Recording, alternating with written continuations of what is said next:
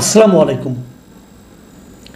প্রিয় দর্শক, আমরা সবাই জুলাই অভ্যুত্থানের জন্য গর্ব করি এবং আমরা বলি এটা আমাদের একটা বড় কাজ।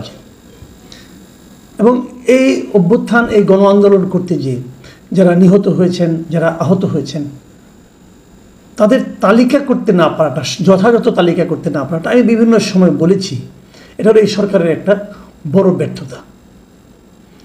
তারপরও কিছু লোক আহত হিসাবে নিজেদের নাম অন্তর্ভুক্ত করেছেন, নিজেরা এসে করেছেন।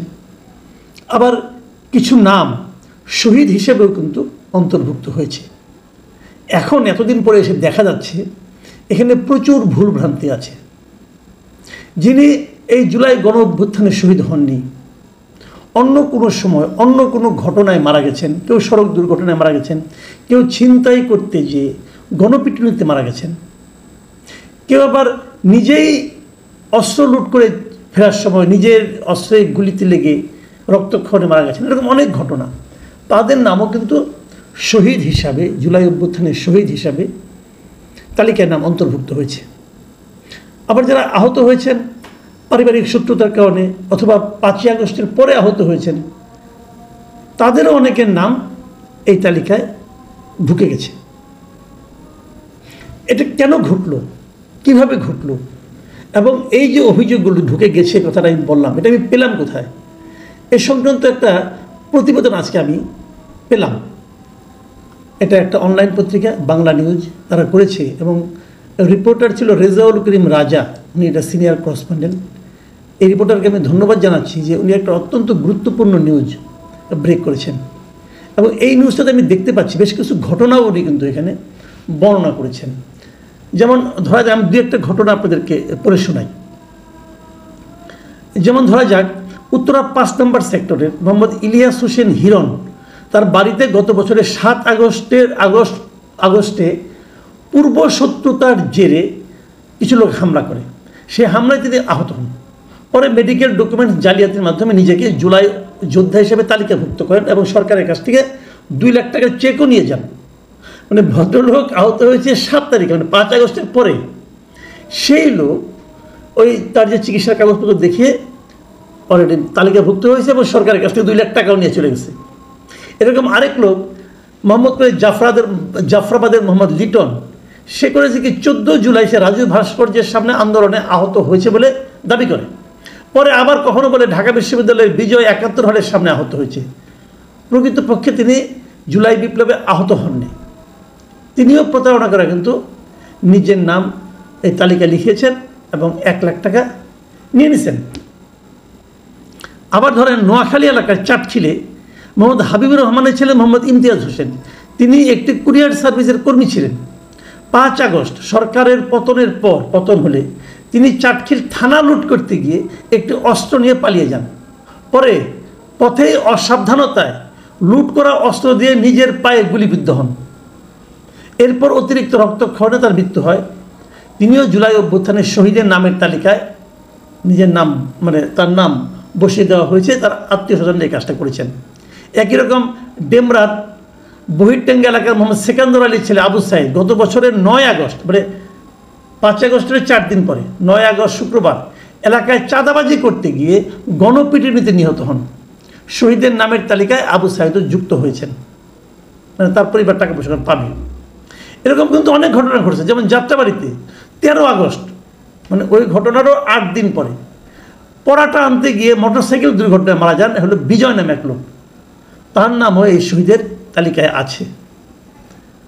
তো এরকম আরও অনেক, এই ফিরিস্তিতে থেকে অনেক বড় হয়ে যাবে। এই যে এত লোকের নামগুলি আছে, এগুলি কিভাবে ঢুকলো, কেন ঢুকতে পারলো? দেখেন, ওই সেই মুক্তিযুদ্ধের ইতিহাস কিন্তু, যে মুক্তিযোদ্ধার তালিকা করতে যেয়ে প্রতিদিনই মুক্তিযুদ্ধের তালিকায় বাড়ে। এমনও দেখা গেছে যে বাবা মার বিয়ে হয়েছে মুক্তিযুদ্ধের পরে, তার সন্তান নাকি মুক্তিযুদ্ধ হয়ে গেছে। আবার একটা দেখেছিলাম, যিনি ছিলেন রাজাকার, শান্তি কমিটির লিডার ছিলেন, তিনিও মুক্তিযুদ্ধ হয়ে গেছেন এবং তার নামে সরকার আবার এলাকায় একটা মুক্তিযোদ্ধার নামে একটা বিদ্যা প্রতিষ্ঠানও করছিল। এরকম অনেক জালিয়াতি আমরা দেখছি। এখন প্রশ্ন হচ্ছে, এই ঘটনাগুলি ঘটে কেন? এটা হলো সমস্যা আসলে মাথায়, মানে মানসিকতায় সমস্যা।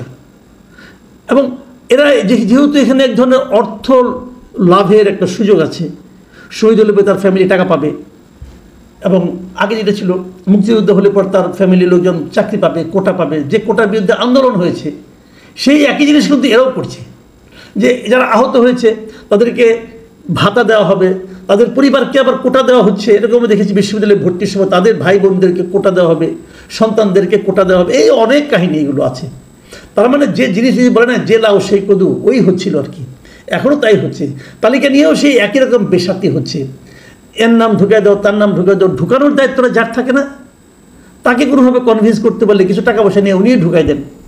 এইবার তো নাম ঢুকছে বহুত বিচিত্র উপায়ে। সিভিল সার্জনরা ইয়ের থেকে হাসপাতাল থেকে ওই কে আহত হয়েছে হাসপাতালের সার্টিফিকেট দিয়ে ওটাতে তার নাম করছে, কিন্তু পুরো জিনিসটাই আসলে ছিল ভুলে ভরা। ভুলে ভরা কেন? দেখেন অনেক জুলাই আহত আছে যারা হাসপাতালে যায় নাই, অথবা গেলেও সার্টিফিকেট নেয় নাই, তারা তো মনে করছে সার্টিফিকেট নিয়ে তারা আবার কোন বিপদে পড়ি, আপাতত জানটা তো বাঁচাই।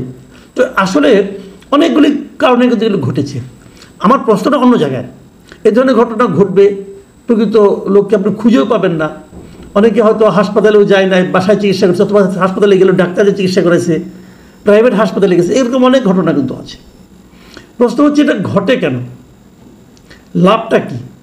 আমাদের এখানে হয় কি, এই যে বলছিলাম আমরা কোটা, যে যদি একবার আমি জুলাই আহত হিসেবে নিজের নামটাকে লিপিবদ্ধ করাতে পারি, তখন কিন্তু এলাকায় আমার ভাবসাবই আলাদা হয়ে যায়। আমি হয়তো কোথাও ছিনতাই করতে যে পিটে নিয়ে খেয়েছি, অথবা কেউ একটা গুলি টুলি আমার শরীরে লেগে গেছে, তো পুলিশের গুলি লাগছে, কে জানে কীভাবে কী হয়েছে, আমি ওটা দেখি এখন কিন্তু এলাকায় একদম কেউ কেটা হয়ে যাব। এই যে কেউ কেটা হওয়ার যদি ব্যবস্থাটা না থাকতো, অর্থনৈতিক সুযোগ সুবিধা পাওয়ার যদি ব্যবস্থা না থাকতো, সামাজিক মর্যাদা বৃদ্ধির যদি সুযোগ সুবিধা না থাকতো, কেউ কিন্তু এই তালিকায় নাম ঢোকানোর জন্য এরকম করতো না। তারপরও তালিকা তো করা দরকার, তালিকা করার অনেকগুলি সঠিক পদ্ধতি আছে, সরকার জানে না তা না, সরকারের ম্যান পাওয়ারও আছে, কিন্তু সরকার এই কাজটাতে সেভাবে গুরুত্ব দেয়নি। গুরুত্ব দেয় নাই বলে এগুলো হয়েছে। এখন আপনি বলবেন সরকার কেন গুরুত্ব দিল না? সরকার গুরুত্ব দেয়নি এই কারণে যে এই যে সরকারটা হয়েছে, এই সরকারটার সঙ্গে আসলে জুলাই আন্দোলনের, জুলাই বিপ্লব বলেন, জুলাই গণ অভ্যুত্থান বলেন, যাই বলেন, যে নামেই অভিহিত করেন না কেন, এর সঙ্গে এই সরকারের যারা উপদেষ্টা ছিল তাদের 80% লোকের কোনো সম্পর্ক ছিল না, মানসিক, শারীরিক, বুদ্ধিভিত্তিক কোনো সম্পর্ক ছিল না। তারা হঠাৎ করে চান্সে উপদেষ্টা হয়ে গেছে। তারা কোনোদিন মাঠেও ছিল না, কোনোদিন একটা বিবৃতি দিয়েও এদের পক্ষে তারা নামেনি, কিন্তু তারা এখন উপদেষ্টা। এই যে লোকটা যাকে দায়িত্ব দেয়, যে মন্ত্রণালয়ের অধীনে মূলত দায়িত্বটা দেওয়া হয়েছিল স্বাস্থ্য মন্ত্রণালয়ের অধীনে, সিভিল সার্জন তালিকাগুলি করবেন, হাসপাতাল থেকে বিভিন্ন জায়গা থেকে তালিকাগুলি আনবেন, মেডিকেল সার্টিফিকেট আনবেন, এটি তারা করবেন। এই নূরজাহান বেগম, ওনার কি এই আন্দোলনের সঙ্গে কোনো ধরনের সম্পৃক্ততা ছিল? উনি উপদেষ্টা হওয়ার আগে এই আন্দোলনে জড়িত সারা দেশের লাখ লাখ কোটি কোটি মানুষের মধ্যে কেউ কি নূরজাহান বেগমের নাম জানতেন?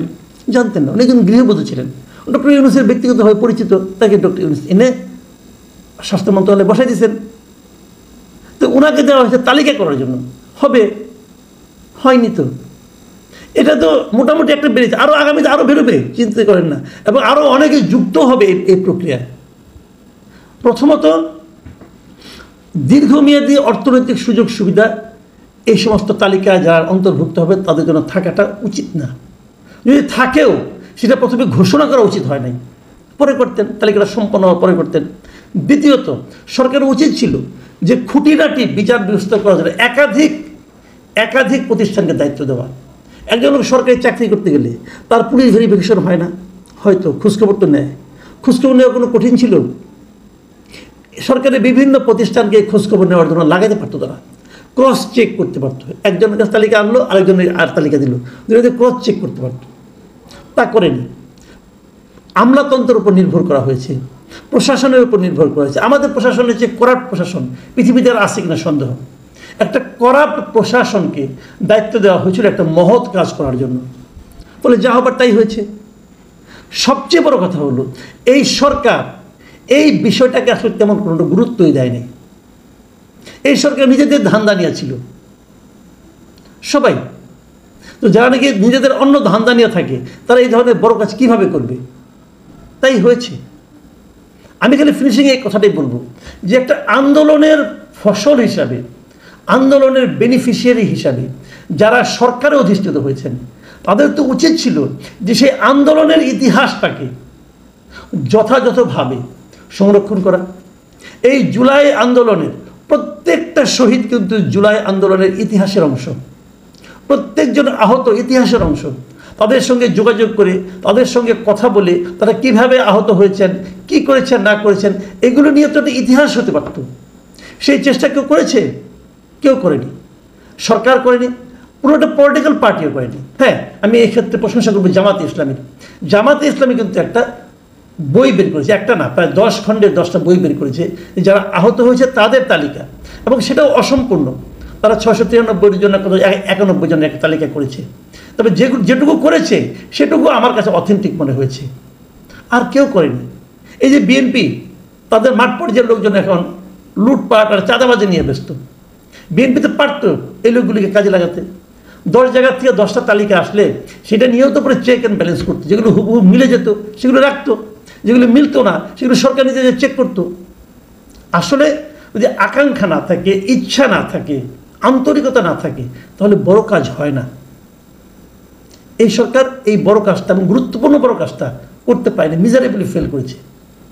যে সরকার এই ধরনের একটা কাজই করতে পারে না, তারা অন্য অন্য গুরুত্বপূর্ণ কাজ কীভাবে করবে আমি জানি না। প্রিয় দর্শক, এখানে পর্যন্তই। আল্লাহ হাফেজ।